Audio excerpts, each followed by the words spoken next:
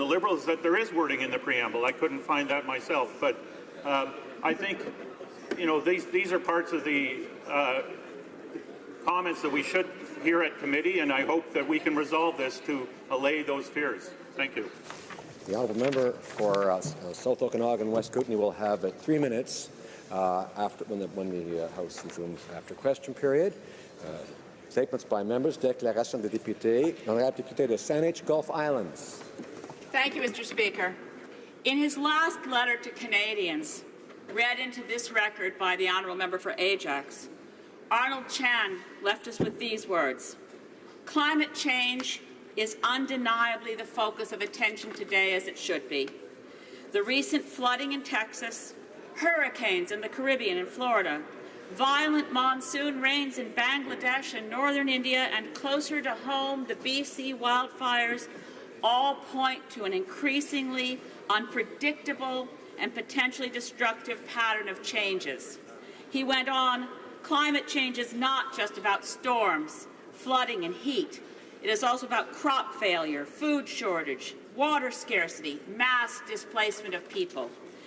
It is imperative that we stop treating climate change as solely an environmental issue, but recognize it as an all-encompassing priority.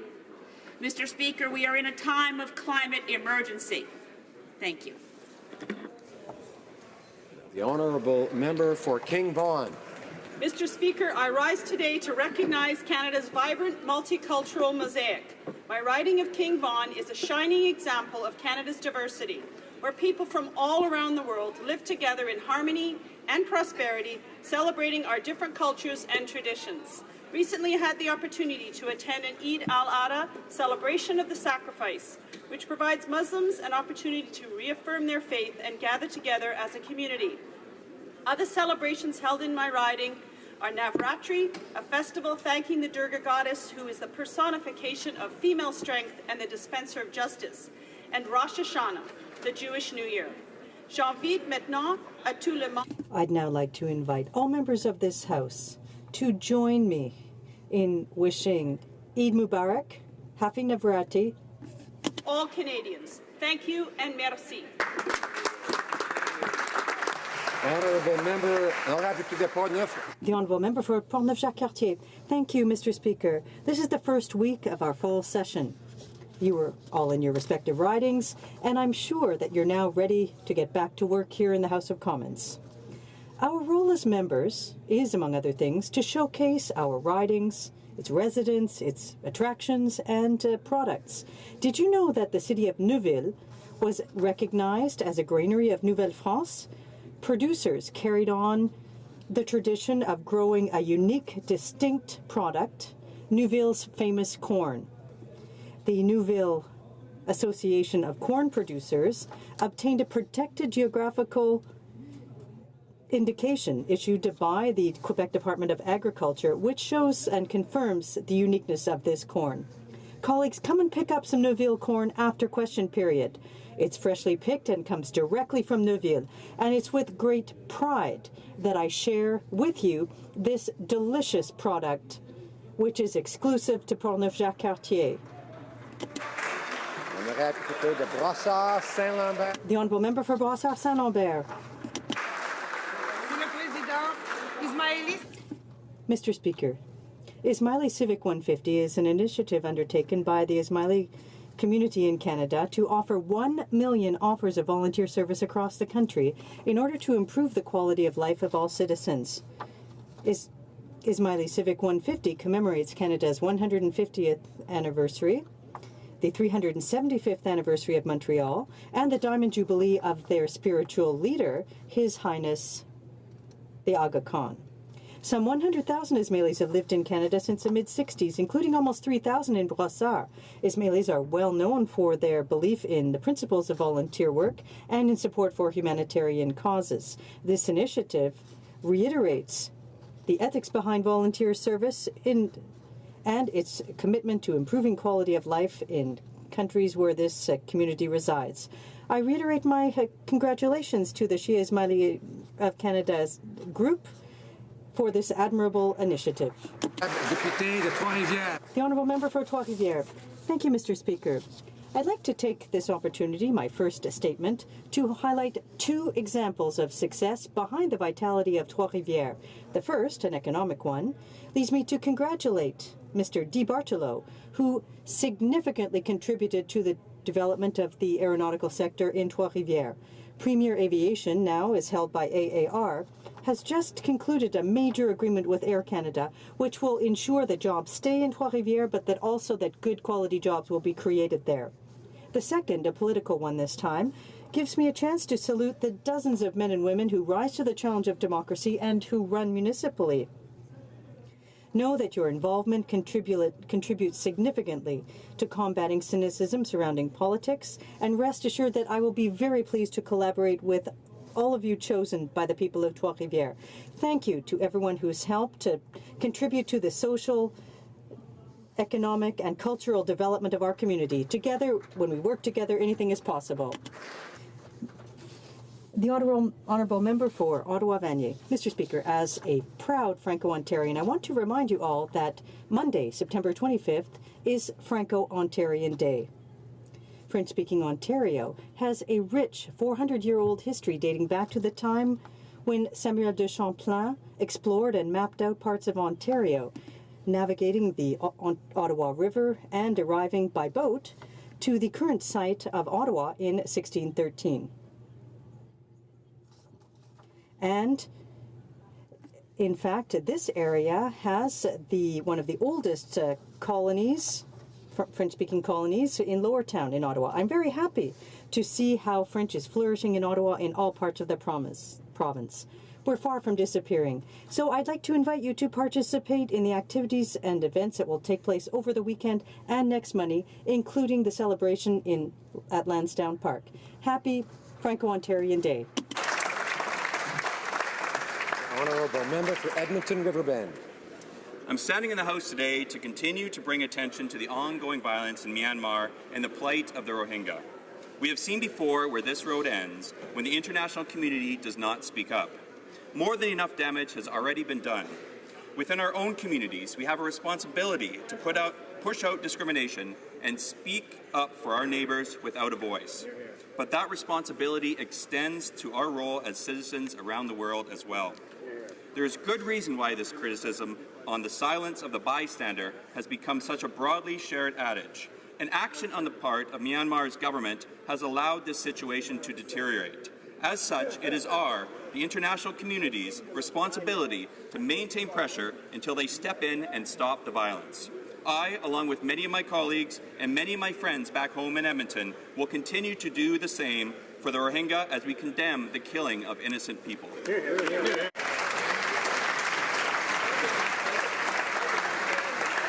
Honourable Member for Kanata Carleton. Mr. Speaker, I'm delighted to invite you, all my colleagues, and indeed all Canadians to the best little fair in Canada, which takes place this weekend in the beautiful town of Carp, Ontario.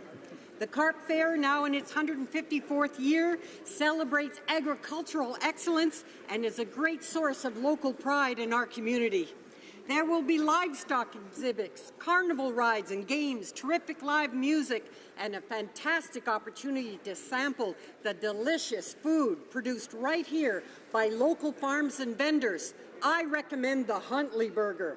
I'd like to thank the whole Carp Fair and their hard-working team of volunteers who make the Carp Fair such a huge success. I hope you all accept my invitation. I'd love to see you in Carp. And remember, Mr. Speaker, if you like to eat, thank a farmer.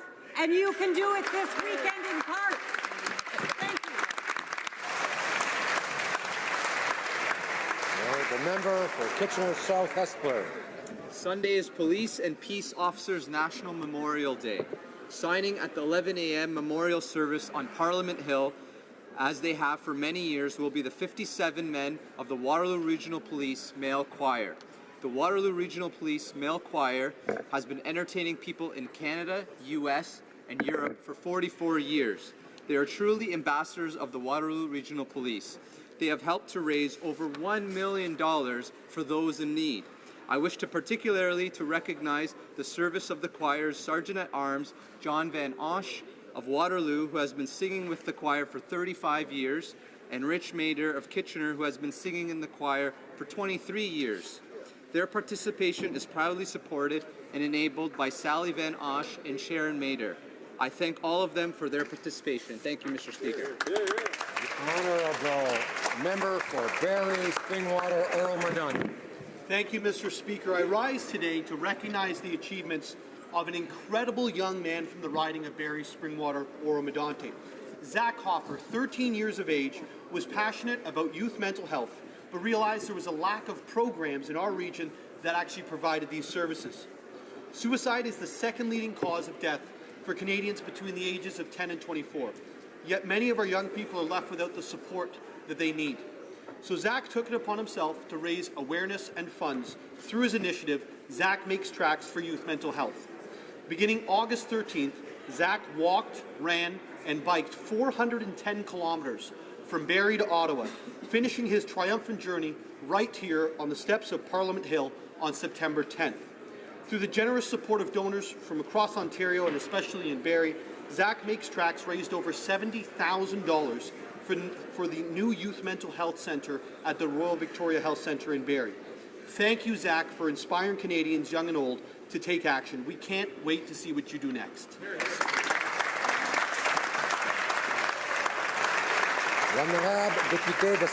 The Honourable Member for Saint Laurent. Today to wish Armenians around the world and in my riding of Saint Laurent a happy Armenian Independence Day. While there are only about 20,000 Armenians on the island of Montreal, they form a very active, tight-knit, helpful, and cooperative community. The Armenian General Benevolent Union, the Centre Communautaire Sourd Pagop, and the Notre Dame de Narey community have all welcomed and assisted many Syrian refugee families. De plus, la communauté. In addition, the Montreal Armenian community not only insisted on recognition for the Armenian genocide, but also supported prevention of other crimes against humanity. For the third year in a row, our Armenian community has organized a March for Humanity and Prevention of Genocide, in which thousands of people participated. Armenians at the various celebratory events this Friday and Saturday. Honourable Member for Etobicoke Centre.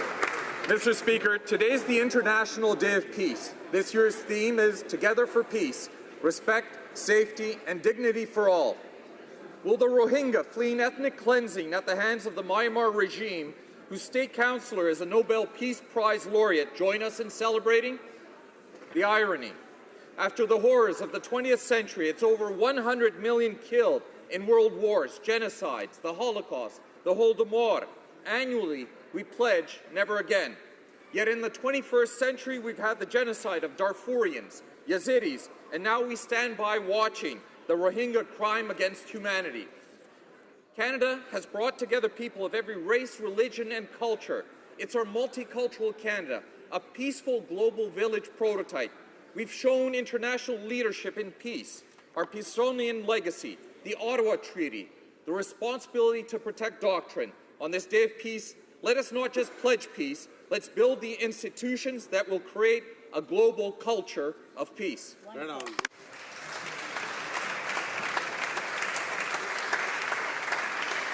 Honourable Member for Portage Lisgar. Mr. Speaker, when it comes to Canada's foreign policy, the Conservative Party continues to put the fundamental Canadian values of freedom, democracy, human rights, and the rule of law first. That's why Conservatives believe that we should stand up for countries and governments that value these principles. One such place is Taiwan. Canada and Taiwan have much in common, not least of which is a commitment to democracy and human rights.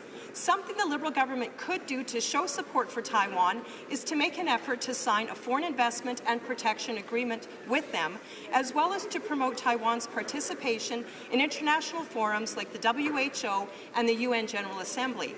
This week, the General Assembly meets in New York. The PM is at the UN right now, and the opportunity is right before him. Mr. Speaker, the Taiwanese have shown strength, steadfastness, and tenacity in the face of very large and powerful adversaries. We can and should do more to show Taiwan that they do not stand alone. Thank you, Mr. Speaker.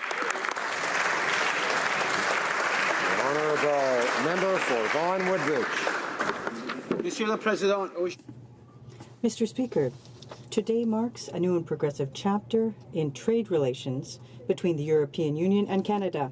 Of the Comprehensive Economic and Trade Agreement, or CETA, thousands of jobs will be created for the middle class and those working hard to join it.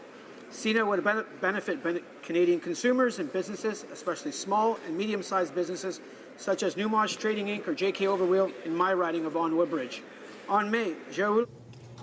Last May, I had an opportunity to travel with the Prime Minister to Italy to discuss the Comprehensive Economic and Trade Agreement. I'm very proud to strengthen relations with Canada's 8th largest trading partner. Always been a trading nation, and now more than ever, we can benefit from economic integration and more global cooperation. CETA is the most progressive and inclusive trade deal that Canada has ever concluded, and, Mr. Speaker, that is something we can celebrate. Bravo. Honourable Member for North Island Powell River. Today is World Alzheimer's Day. With 747,000 Canadians currently living with dementia and an expected 1.4 million Canadians to be living with the disease in 15 years, it is so important that we support the family members who support their loved ones. Recently, in a town hall I held, a man in his late 80s came to speak to me about the challenges he faces in caring for his wife with Alzheimer's. He simply cannot afford to put her into a care facility. There is not enough money. Rachel, he told me, I'm doing my best, but I'm getting tired. What will happen if I get sick too? Too many caregivers do get sick. These people are often working one job to pay the bills and another to care for their loved ones, or can no longer work due to caring for their loved one and face devastating poverty. The NDP has always called for better support for Canadians living with Alzheimer's or dementia, and we will continue to call for a bold public health care strategy for all Canadians. The Honourable Member for Kitchener-Conestoga. Mr. Speaker, over the past 11 years, I've spent much of my time focusing on the issue of mental health and suicide prevention. Motion M388, targeting online predators, passed unanimously in November of 2009. The Bill C-300, calling for a federal framework for suicide prevention, received royal assent on December 14, 2012. These are just two of the initiatives which I am proud to have championed. So I was encouraged in February of this year to receive a letter from Noah Irvin, an exceptional young man from Guelph who unfortunately knows this issue all too well. In his letter to all members of Parliament, he challenged us to champion the cause of mental health and to stand up for Canadians suffering with mental illness. His story of personal loss and his ongoing courage in overcoming these trials are an example to every one of us. Noah is visiting Ottawa today, and it's been my privilege to meet him and sense his ongoing commitment to this important cause. Thanks, Noah, for your message of hope, and please keep up the good work.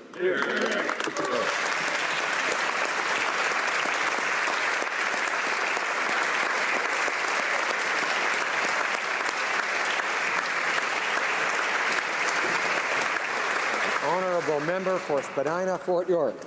Mr. Speaker, during the last week of September, Toronto will host the Invictus Games, and opening ceremonies will take place in the riding that I represent on Saturday night. Founded by His Royal Highness Prince Harry, the Invictus Games are the only international adaptive sporting event for ill, wounded, or injured active duty and veteran service members. The Games showcase the unconquerable spirit of those who acquired a physical or mental health or illness while serving their country. The strength, courage, and skill shown by these athletes are an incredible inspiration. But as these brave athletes take the field and compete, let us also turn our minds to homeless veterans, equally brave soldiers across the world and here at home who have no home. As our veterans show the world what they can do on home turf, let's raise our game on the home front. We can beat homelessness. On behalf of all parliamentarians, I commit our teams to that, and I also say, go Team Canada, go.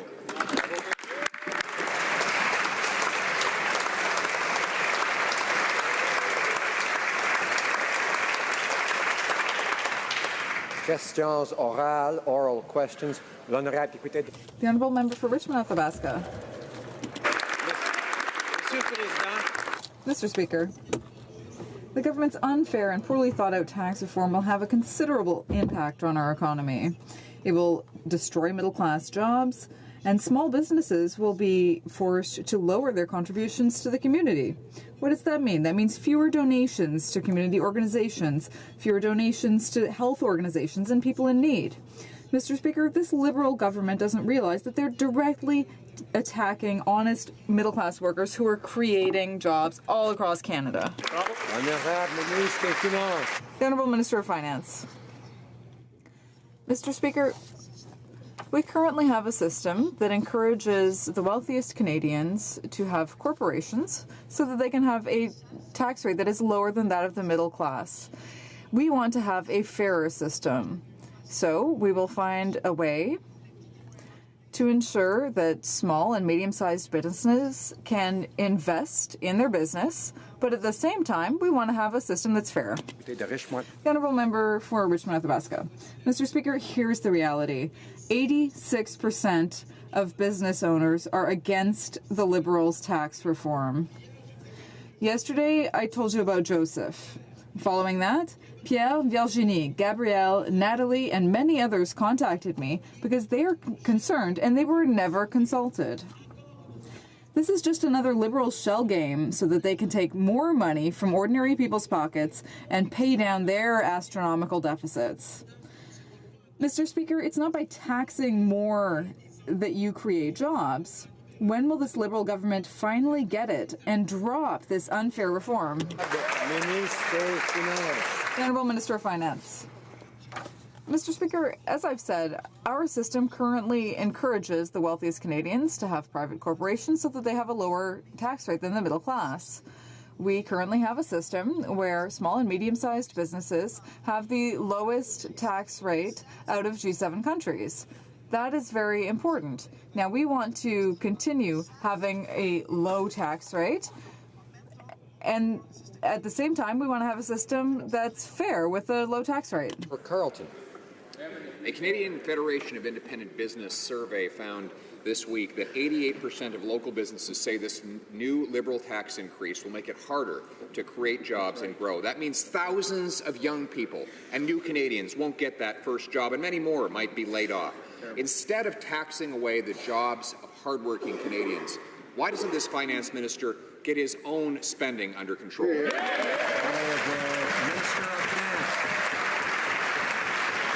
Mr. Speaker, these are exactly the sort of scare tactics we expect from people on the other side. We know that the current system, a system that they were comfortable with, actually gives advantages for the richest over top of the middle class. So what we're going to do is we are going to encourage people to make investments, because we know that what we've done so far has led to a very successful economy, one that's helping businesses across this country, and one that's creating new jobs across our country for all Canadians. Order. The honourable member for Carleton. Well, it's a classic case of do as I say, but not as I do. Our millionaire Prime Minister confirmed these tax changes won't affect what he called his family fortune. And the Finance Minister made sure his billion-dollar family business, Morneau Chappelle, is sheltered from any of the changes. While the government imposes a 73% tax on small business investment income, why did it go to such lengths to ensure that the family fortunes of this finance minister and that prime minister are sheltered? The Honourable Minister of Finance.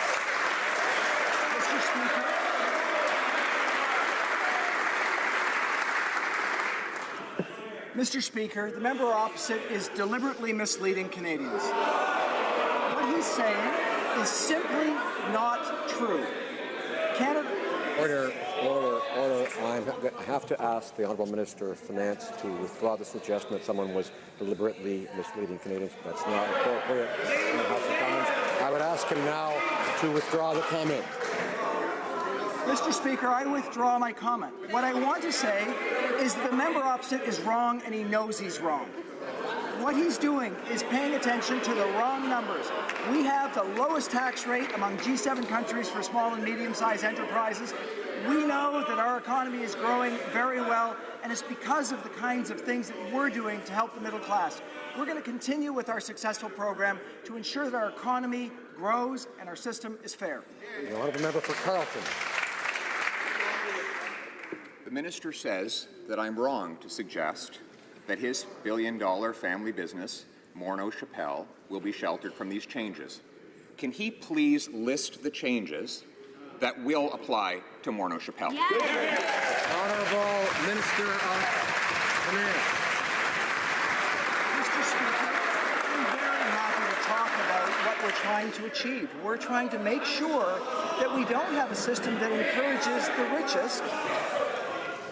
Order. There are some members, it seems, who seem to feel that the time to speak is not when the microphone's on in front of them and the public can hear, but when someone else is speaking. That's not how it works, folks. So please, if you ask a question, it's important to listen to the answer, whether we like the answer or not. I know we don't always like the answers. Some people don't like the answers, may or may not, but we have to hear them, and I need to hear them so I can tell whether someone's out of order. The Honourable Minister of Finance. Thank you, Mr. Speaker. We've been pretty clear. We know that our system right now encourages the wealthiest Canadians to set up a private corporation so they can pay a lower tax rate than middle-class Canadians. We know that the party opposite is perfectly comfortable with wealthier Canadians paying a lower tax rate than middle-class Canadians. What we're working towards is to make sure that we look at those advantages, listen to Canadians to make sure that we're taking measures that will ensure that our system is fair. L'honorable député. The honourable member for Laurier-Sainte-Marie. Mr. Speaker, the Prime Minister had some lovely words for the UN today about foreign policy. But let's look at the government's track record after 2 years in power. They've boycotted the nuclear arms ban treaty. There's been no peacekeeping mission, no increase in international aid, and they've been selling arms to Saudi Arabia. So, where exactly is Canada's leadership on the international stage? Did I perhaps miss the announcement of some actual concrete action? Honourable Minister of Transport. Thank you, Mr. Speaker. We're extremely proud of the role that Canada plays on the international stage. It's a role that many countries have recognized. We are there to keep the peace. We are there when it comes to international aid. We have denounced the persecution in Myanmar. We're there when it counts. We also gave our opinion on the situation in North Korea. So I don't really know what my colleague is talking about, but I can tell you that Canada is present on the international stage, and we're proud of that. Laurier-Sainte-Marie. The honourable member for Laurier-Sainte-Marie. Well, no peacekeeping mission, no international development aid. Real discussions are not happening. Is paying lip service to his commitment to peace at the UN today. Because according to media reports, the conference on peacekeeping that we will host in November, at that conference, Canada will call on other countries to commit more troops to peacekeeping without making any specific commitment ourselves. The hypocrisy is astounding. When will Canada commit to a peacekeeping mission? The Honourable Minister of Transport. We believe very strongly that Canada has to play a role in peacekeeping operations. We're very proud of the history of Canada in peacekeeping, and we know that Canadians expect us to do it. That is why we have committed $500 million and 600 troops to peacekeeping operations. We are simply taking the necessary, thoughtful and careful time to consider where we will play that role. Honourable député. The honourable member for Abitibi Bay James Nunavik AU. Mr. Speaker, I listened to the Prime Minister's speech to the United Nations this afternoon, with great interest. As usual, he spoke on how the nation-to-nation relationship was the most important to him. Yet I said those words. First Nations are still under 172 drinking water advisories. This is up from 159 advisories from before he was elected. So how can the Prime Minister keep claiming to the world that this is the most important relationship when in reality he's letting them down? The Minister of Indigenous Services.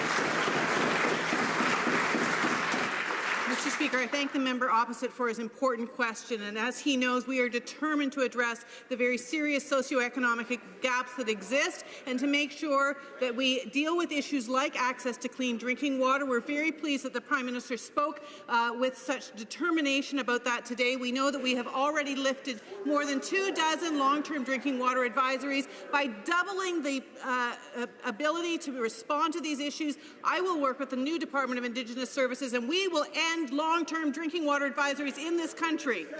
The Honourable Member for Abitibi, Jameson of Ikeu. Mr. Speaker, the problem has been identified, but there isn't a strong plan, and so their 5-year objective won't be met. Let's not forget that the same Prime Minister who gave that speech this morning is still fighting residential school survivors and First Nations children, even after 3 court orders from the Human Rights Tribunal. Now, after 2 years of empty rhetoric, we need to actually take action. Perhaps the government could confirm that they will support Bill C-262 about the UN Declaration on the Rights of Indigenous Peoples. The Honourable Minister of Indigenous Services. Mr. Speaker, in the 4 weeks since I have taken on the role as Minister of Indigenous Services, one of the things that I have heard from so loudly and clearly is the absolute need to address the welfare of Indigenous children in this country. I will continue the work that Minister Bennett has done and that I started in my role as Minister of Health, and we are going to make sure that... Order. I remind the Honourable Minister, I must remind the Honourable Minister that we don't use the personal names of members like her colleague in this House. The Honourable Member for Chilliwack HoC. Mr. Speaker, we know the Finance Minister owns $32 million in shares in Morneau Chappelle. His ethics filings show they are held in a numbered company. The Minister lives in Toronto. Morneau Chappelle is headquartered in Toronto, but the numbered company is located in Alberta. Do any of the Finance Minister's tax changes stop someone from registering their assets in a place they don't live in order to pay less tax than everyone else? Honourable Minister of Finance.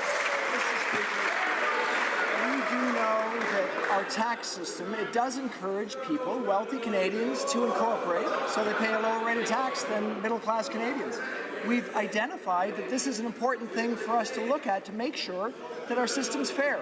So that's exactly what we're doing. We know that to do this, we need to listen to Canadians, understand consequences, to make sure we get it right. And that's exactly what we're doing. So our consultation period is intended to listen to Canadians so that we can end up with a tax system that's fair for all Canadians today and tomorrow.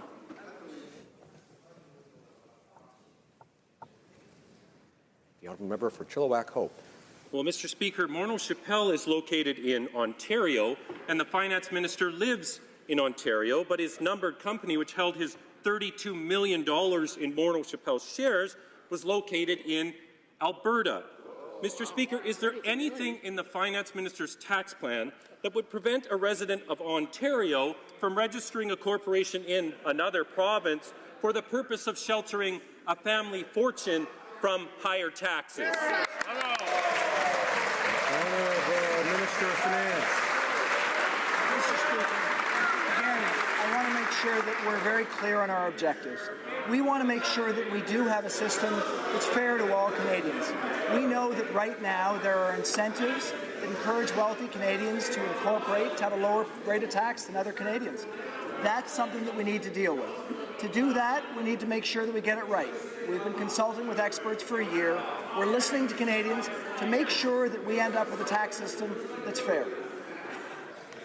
Order. I want to point out to some members who insist on heckling when someone else is speaking that they may be putting their own side in danger of losing a question. Honourable député de Beauce. The Honourable Member for Beauce. No answer. No answer. No. Les libéraux croient que leur...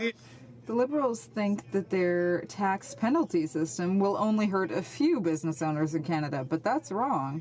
Why has the Finance Minister stubbornly designed a system where my local Toyota dealership will have to pay 73% tax, while the family fortune of the Prime Minister and the family company of the Finance Minister will not be touched? When will the Minister and Prime Minister finally understand that they need to respect small business owners? The Honourable Minister of Finance. Mr. Speaker, we have the answer, and the answer is clear. We currently have a system that encourages wealthy Canadians to have corporations so that they can have a lower tax rate than the middle class. What we want to do is to fix that. But the facts are clear. We have a situation where small businesses currently have some of the lowest tax rates among G7 countries. That's very important for investments and for the future. This is a system that also needs to be fair. The Honourable Member for Beauce. Mr. Speaker, what's clear is that there's one rule for the Minister of Finance and another rule for other people. A rule for small businesses and a rule for big businesses. The government is overtaxing local businesses, mechanics, convenience stores. Why? So that they can have more revenue to deal with their deficits that they themselves created. The solution is clear. Cut spending and ensure that they have a fair system for all business owners in the country.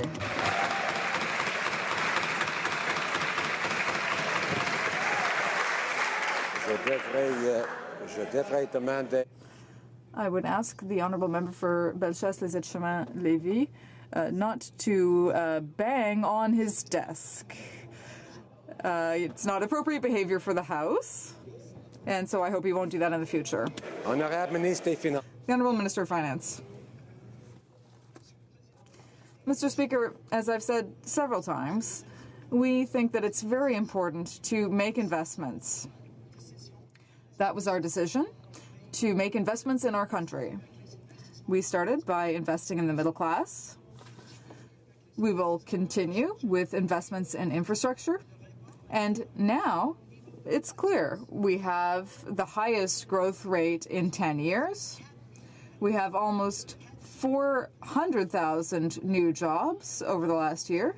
So our plan is working, and that's very important for Canadians. For Abbotsford. Well, Mr. Speaker, I've heard loud and clear from the people of Abbotsford, including those in the Liberal riding of Mission-Matsqui-Fraser Canyon. They're angry as hornets over these terrible tax proposals. Blueberry farmers, entrepreneurs, small business owners, up in arms. In 12 years as a parliamentarian, Mr. Speaker, I've never seen such outrage. And that outrage grew when they found out that the Prime Minister's and the Finance Minister's own family fortunes won't be touched by this tax. Now you tell me, how is that fair?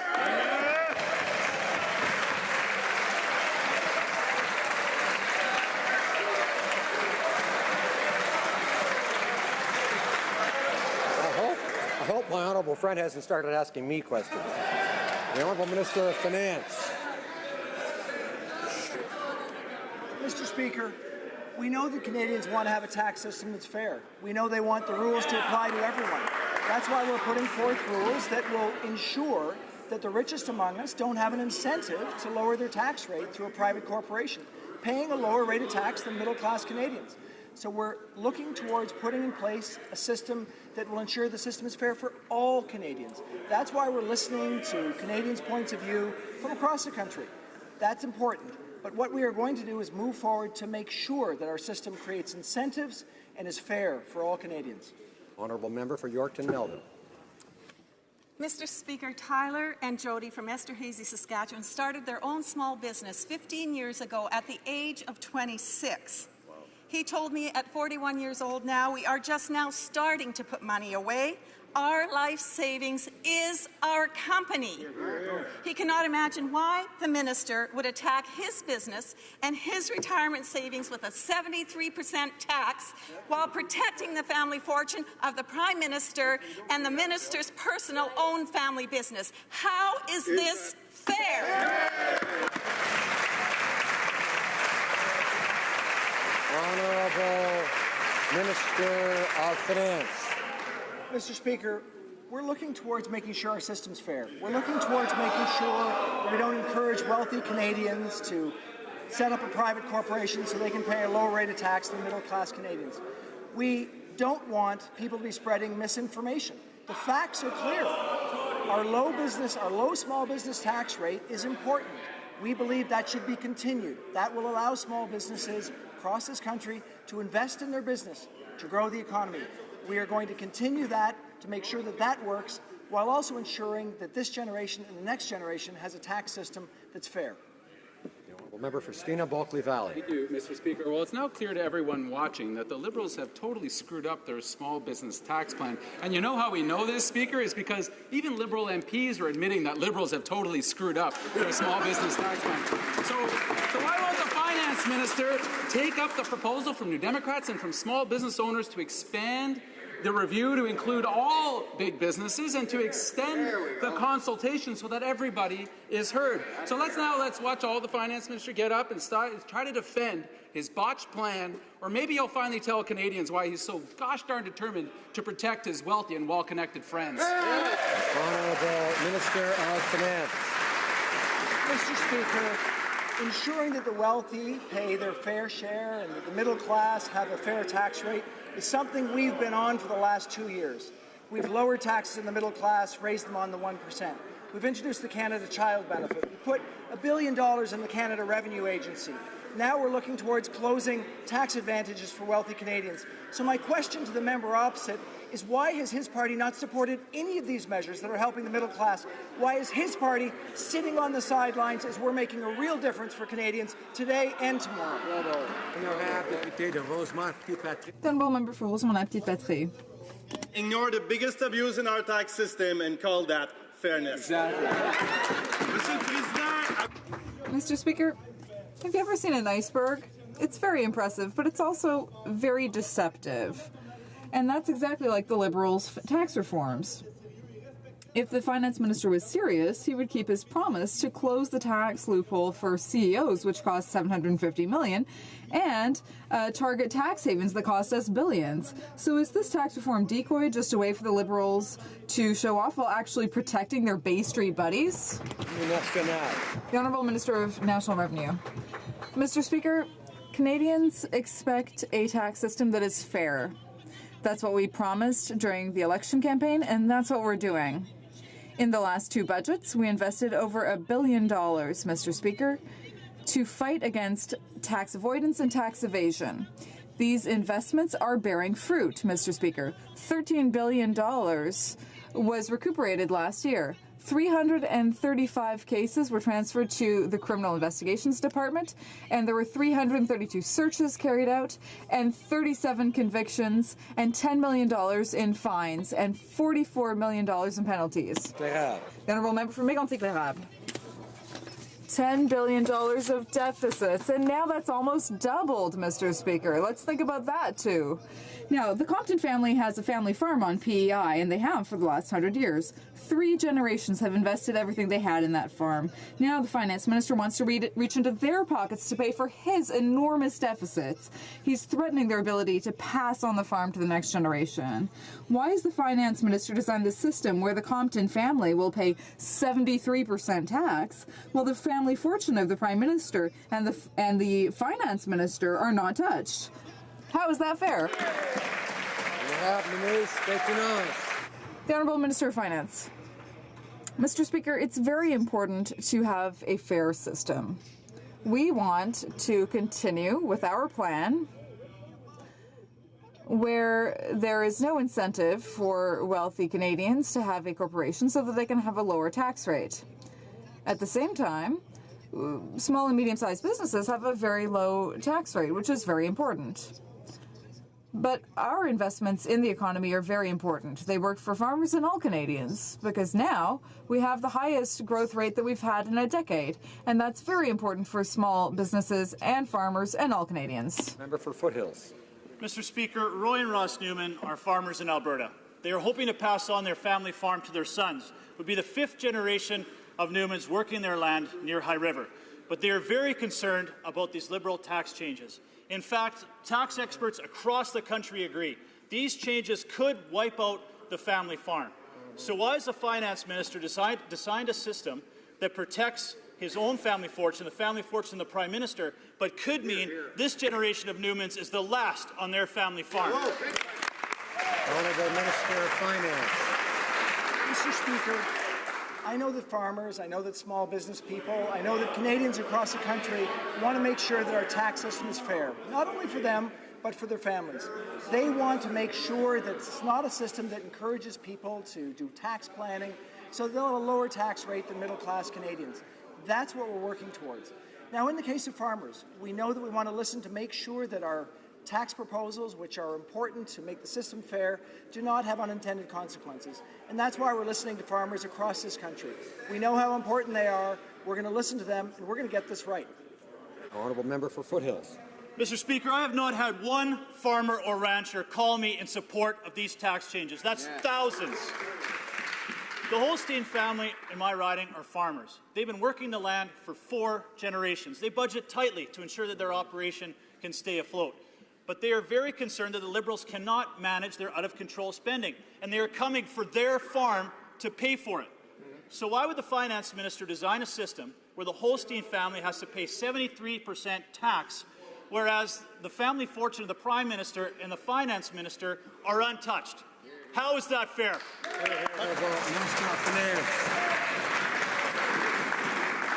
Mr. Speaker, a good economy helps all Canadians. A fair tax system helps all Canadians. We're working to achieve both. What we're doing is we're making investments in our economy, but we're making sure that we don't have a tax system that encourages the wealthiest to incorporate to have a lower tax rate. That's really important. And what we'll see through the changes that we're putting forward is that over the long term, farms, small businesses will be better off with a fair tax system and a strong economy. And that'll help them, that'll help the next generation. We're going to make sure that happens. Honourable Opposition House Leader. Mr. Speaker, here are the facts. The Prime Minister thinks that small business owners are tax cheats. So it's easy for him and the Finance Minister to demonize them and create a system whereby they are paying 73% tax, while companies and family fortunes like those of the Prime Minister and the Minister of Finance are sheltered. It's not fair, Mr. Speaker. We all know that. When will the Liberals abandon this cowardly and self-serving plan and stand up and do something for small business owners in this country? Minister of Finance.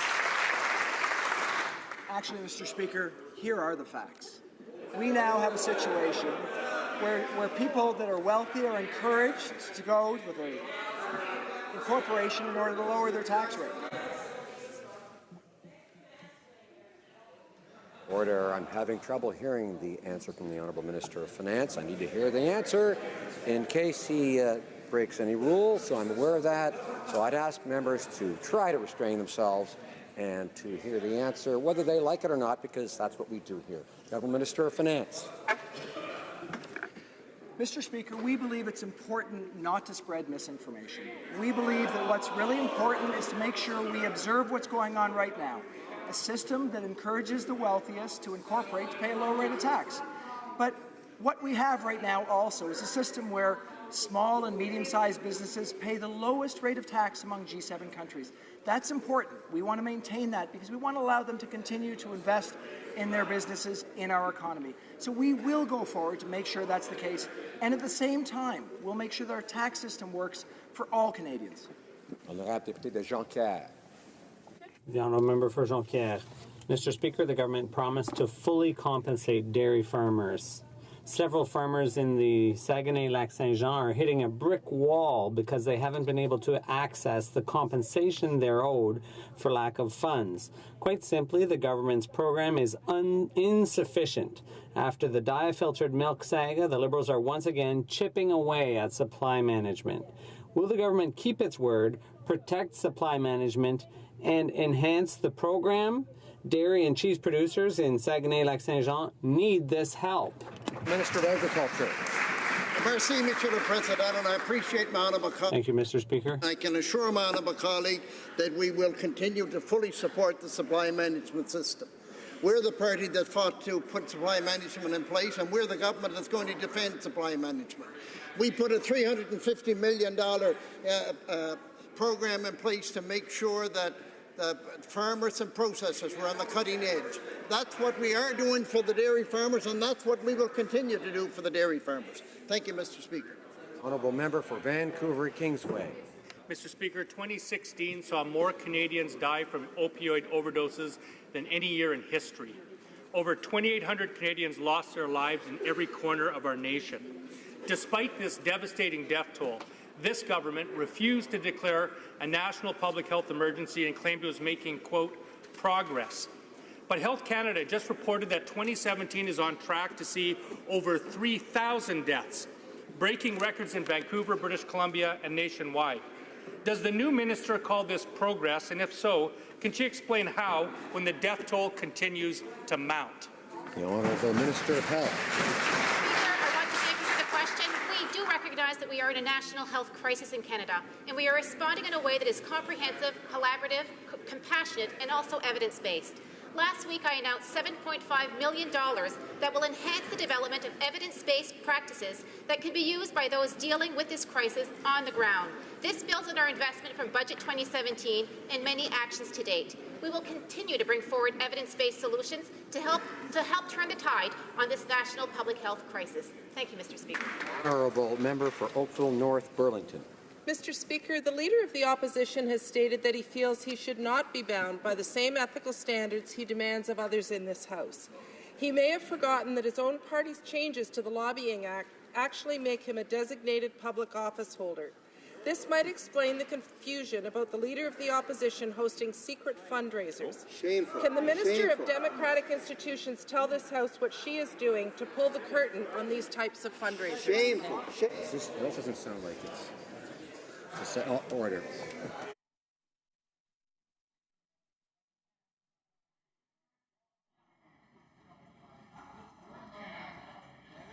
Minister of Democratic Institutions. Thank you, Mr. Speaker, and thank you to my colleague from Oakville North Burlington for the question. Mr. Speaker, Canadians have a right to know about fundraising events attended by party leaders and leadership candidates, as well as the Prime Minister and Cabinet Ministers. Our legislation will make information related to who is going to fundraisers, where and when they are happening, and the amount required to attend public. We hope the opposition will support this bill in committee so that no opposition party can ever again have their leader hold secret fundraisers. Together, let's all raise the bar. Member for Kamloops, Thompson, Caribou. Mr. Speaker, Marina owns a family farm and ranch in 100 Mile House area. They just went through the worst BC wildfires in history. She was already on the hook for increase in the carbon tax, small business, payroll taxes. Last week, she got a letter from her accountant telling her about the changes that the finance minister is proposing to the income investment. She's been through a really difficult time this summer, and she feels like she's been kicked when she's already down. Why is the finance minister going to make Marina pay 73% while he continues to shelter the family fortune of the Prime Minister and himself? Why is that fair? Why? Honourable Minister of Finance. Mr. Speaker, we want to make sure that we deal with tax advantages that allow wealthy to incorporate to get a lower tax rate than middle-class Canadians.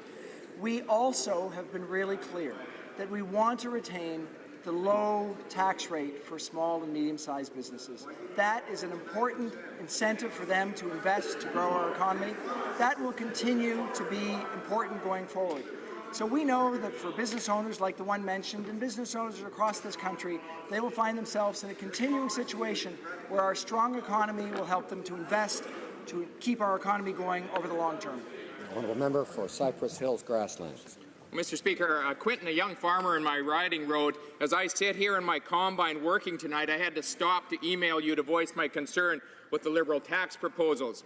I'm hoping to take over this farm from my parents in the next couple of years, but now know that these proposed changes will add to an already heavily risky venture and create even less margin for error. Now, Mr. Speaker, under these changes, if his parents sell to him, they will pay far more tax than if they sell to a stranger. Why is the Finance Minister ripping apart Quentin's dream while protecting the family income of the Prime Minister and his own family fortune? How in the world is that fair? Honourable Minister of Finance. Mr. Speaker, farmers, small business people, all Canadians have a stake in a fair tax system.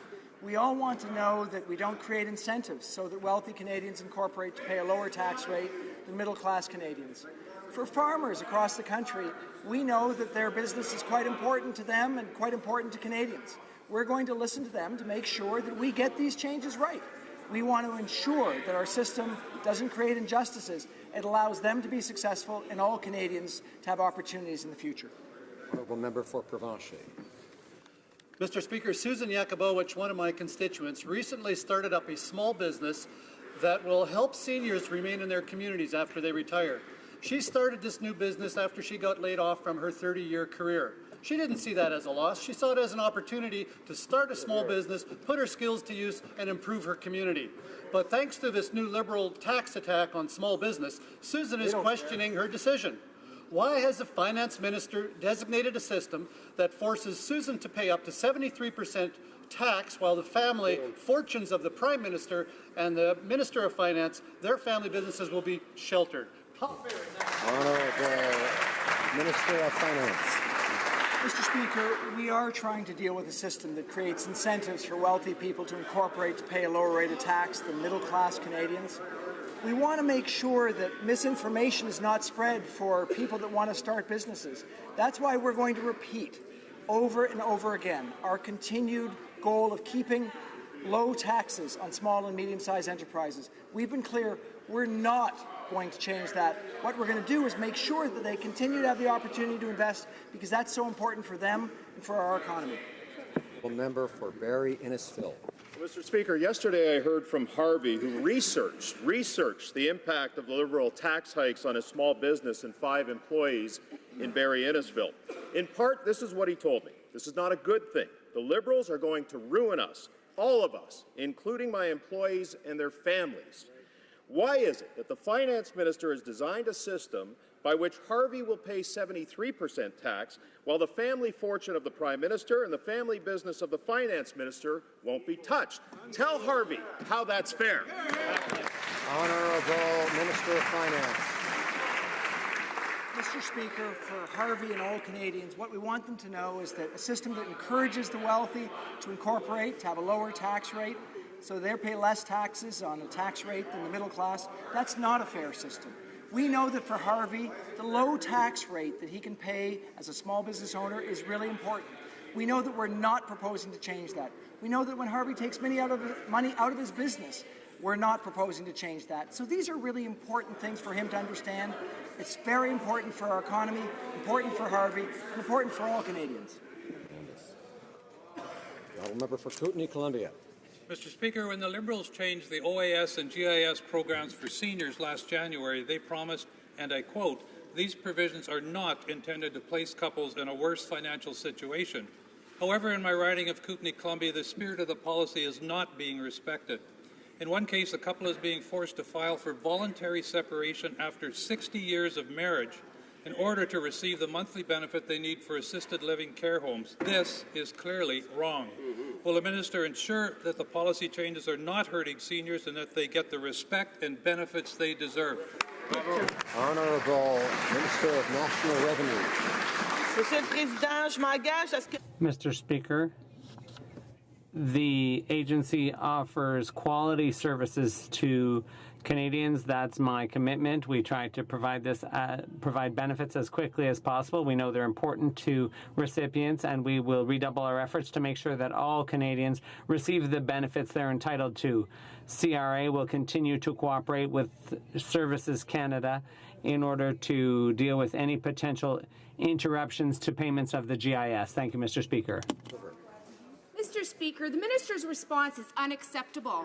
The Liberals promised that seniors separated through no fault of their own would not be punished and would not have their retirement benefits clawed back. But that's not what's happening. The minister says her department updated their policies, included a clarification that ended years of compassion and common sense. What this clarification I call pushing seniors into poverty. When will the minister reverse this shameful situation? The Honourable Minister. Mr. Speaker, our government has increased investments in education and outreach and volunteer community programs so that low-income seniors get the support they need in filling out their tax returns. Most of the benefits, including the GIS, are based on income. Services Canada uses that information in order to calculate people's benefit entitlements, Mr. Speaker.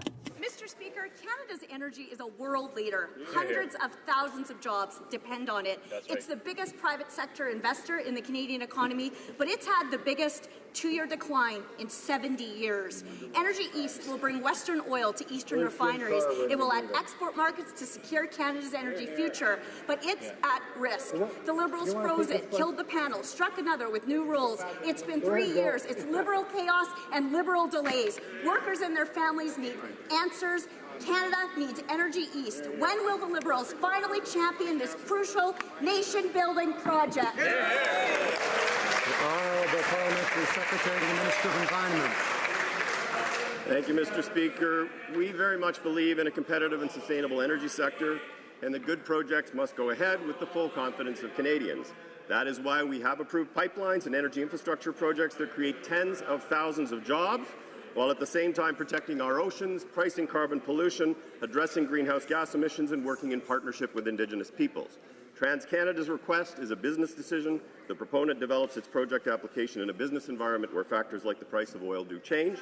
We are committed to ensuring that economic prosperity and environmental protection go hand in hand. Honourable Member for Calgary Signal Hill. Mr. Speaker, I know that you and your 30 colleagues from Atlantic Canada know that our country imports over 1 million barrels of oil a day. Why? Because there's no pipeline to the East Coast. But there is a solution to this problem, as my colleague just mentioned, and I'll ask the Parliamentary Secretary to clarify the fact that the rules haven't changed. It's the Liberals. It wasn't the price of oil. It's the Liberals that changed the rules on this application. Now, when is the Prime Minister or the Minister of Environment or Energy going to come to their senses and preserve the Alberta advantage that the Finance Minister's Trust Fund now enjoys by being registered in Alberta?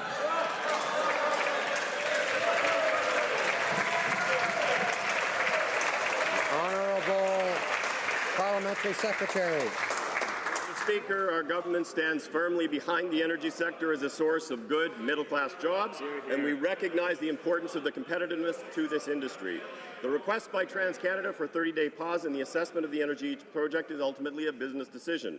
Canadians know that building a strong economy and protecting the environment are not competing interests, they are shared priorities.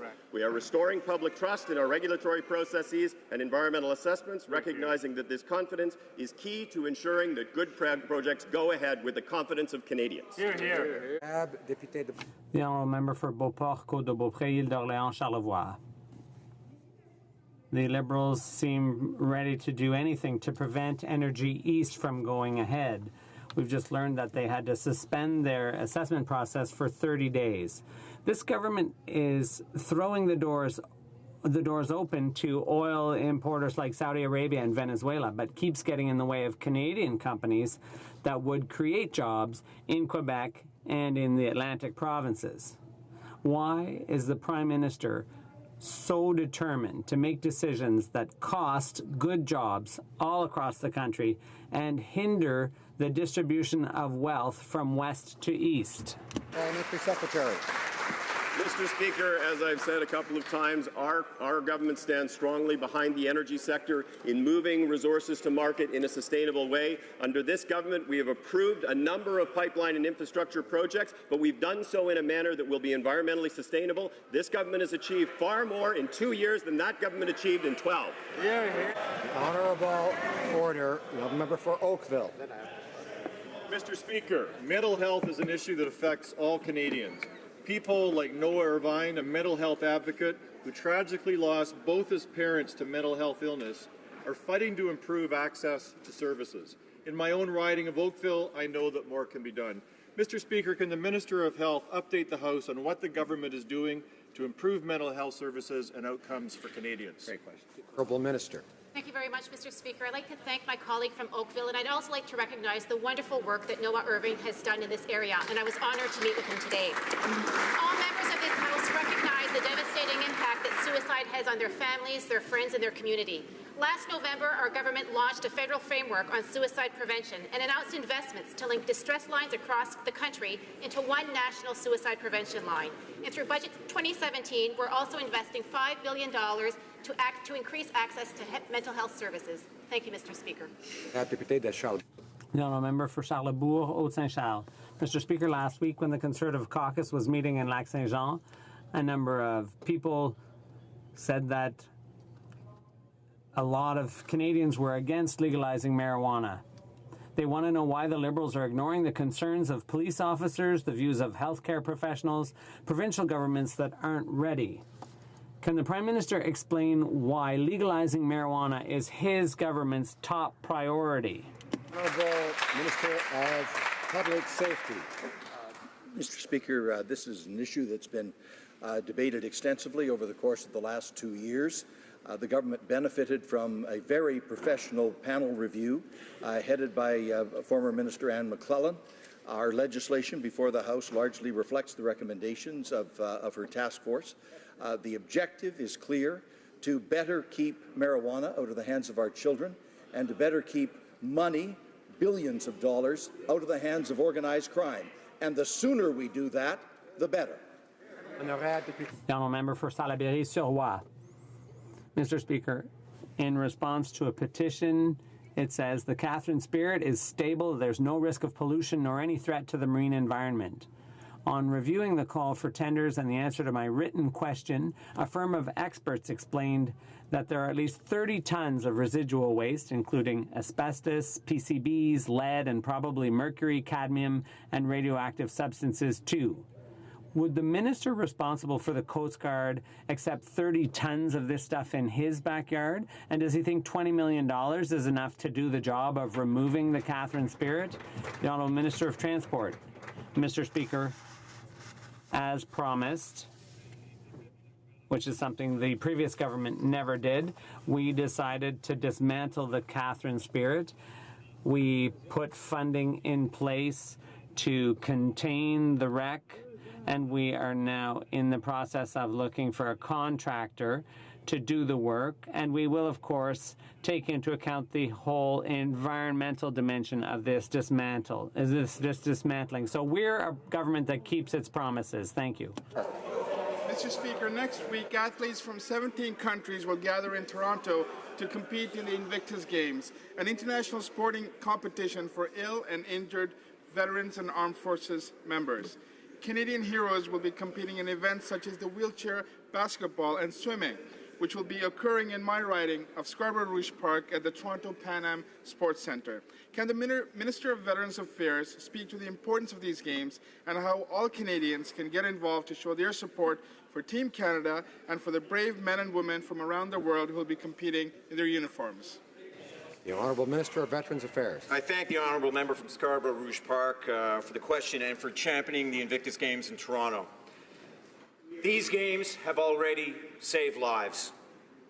They give many ill and injured servicemen and women purpose. The camaraderie that many of them miss, the joy and elation of sport, not only for the athletes themselves, but for the veterans who watch them. For some, it's the spark that gets them moving to get the professional help that they need. Over the next week, I invite all Canadians from all across this country to come together and cheer on these outstanding athletes. Thank you.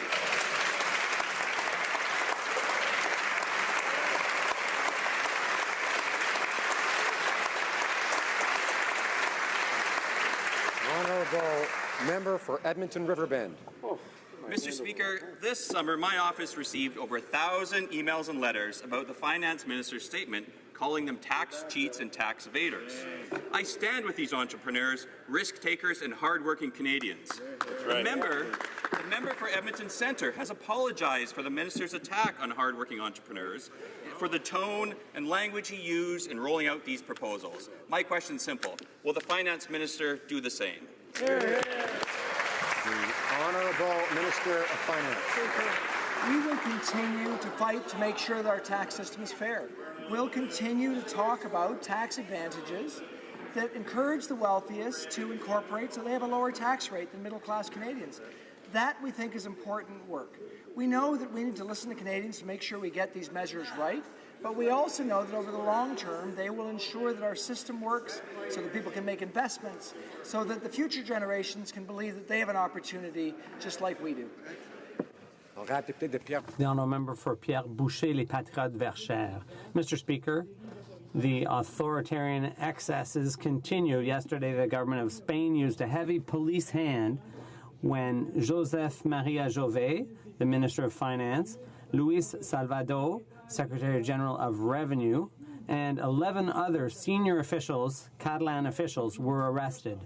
When duly elected officials are getting thrown in jail, it's democracy that suffers. Using non-interference as an excuse for looking the other way is shameful. Will Canada distance itself from the Spanish government and condemn these outrageous arrests? The Honourable Parliamentary Secretary to the Foreign Affairs Minister. Mr. Speaker, Canada has friendly relations with Spain. The matter of Catalonia is a domestic matter for Spain to settle. We hope that the internal debate will be harmonious and respectful, and certainly that it will remain within the constitutional framework of Spain. The Honourable Member for Repentigny. Mr. Speaker, is it possible the Innovation Minister is a wannabe NDPer? Because when a Liberal minister takes sides with the future NDP leader, an NDP leadership hopeful against Quebec, you have to wonder. You can't help asking yourself, how does the minister explain his disrespect for Quebec democracy by announcing, without even having seen it yet, that he opposes a bill that falls within Quebec's exclusive jurisdiction? Ministre du Développement économique. I'm very proud to live in a country that promotes diversity and inclusion. As I said yesterday, the Charter of Rights and Freedoms applies to all Canadians. I will continue to defend the freedom and equality of all Canadians. This is a fundamental principle for me.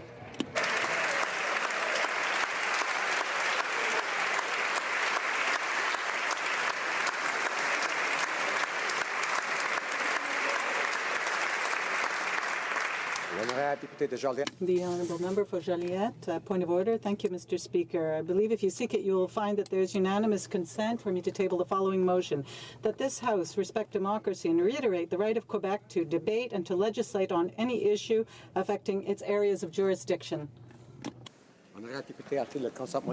Does the Honourable Member have a unanimous consent for the motion? No?